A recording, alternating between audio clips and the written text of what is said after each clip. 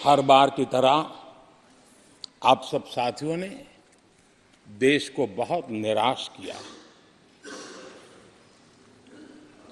क्योंकि आपकी सोच की मर्यादा देश समझ पा रहा है और उसको बार बार दर्द होता है कि ये दशा है इनकी सोचने की मर्यादा इतनी है।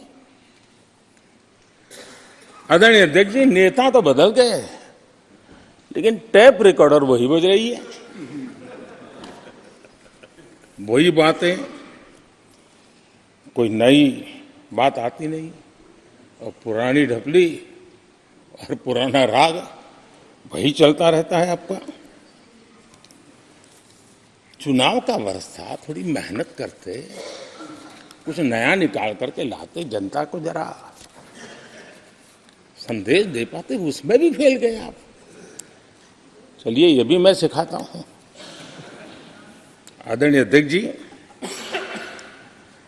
आज विपक्ष की जो हालत होगी ना, इसकी सबसे दोषी कांग्रेस पार्टी है।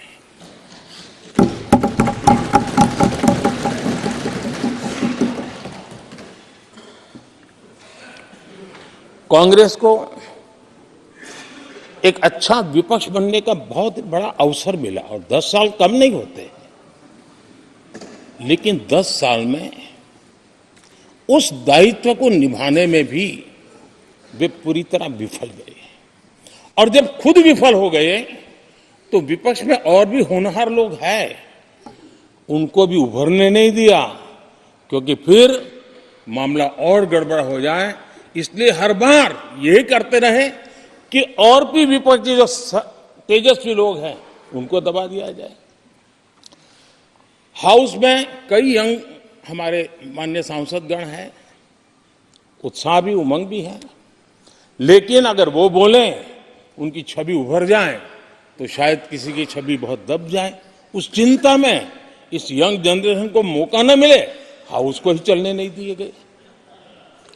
यानी एक प्रकार से इतना बड़ा नुकसान कर दिया है, खुद का भी, विपक्ष का भी, संसद का भी और देश का भी। और इसलिए और मैं हमेशा चाहता हूं कि देश को एक स्वस्थ अच्छे विपक्ष की बहुत जरूरत है।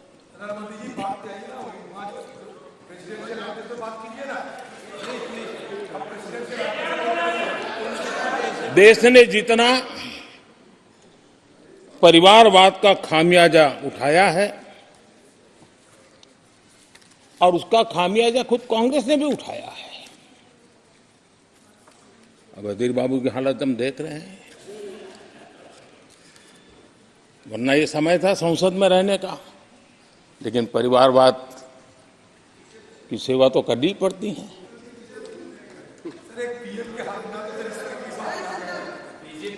आदरणीय अध्यक्ष जी, अब हालत देखिए, हमारे खरगे जी इस सदन से उस सदन शिफ्ट हो गए और गुलाम नबी जी तो पार्टी से ही शिफ्ट कर गए। ये सब परिवारवाद के भेंट चढ़ गए। एक ही प्रोडक्ट बार बार लॉन्च करने के चक्कर में कांग्रेस की दुकान ताला लगने की नौबत आ गई है। और ये दुकान हम नहीं कह रहे, आप लोग कह रहे हैं। आप लोग कहते हैं दुकान खोलिए, सब जगह पे बोलते हैं, दुकान को ताला लगने की बात आई।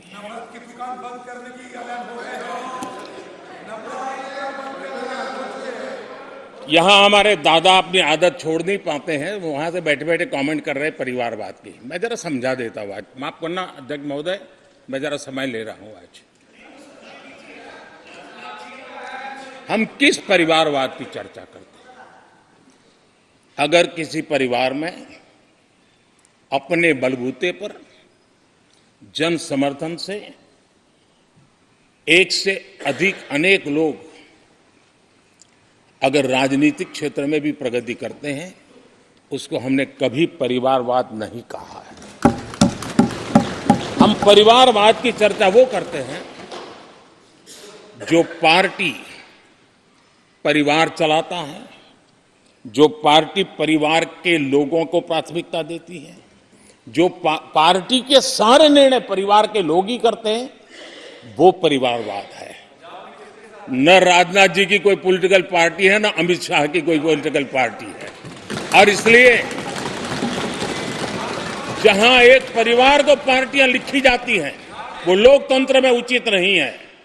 लोकतंत्र में पार्टी अनेक, एक परिवार के 10 लोग राजनीति में आए, कुछ बुरा नहीं है। हम तो चाहते हैं नौजवान लोग आए।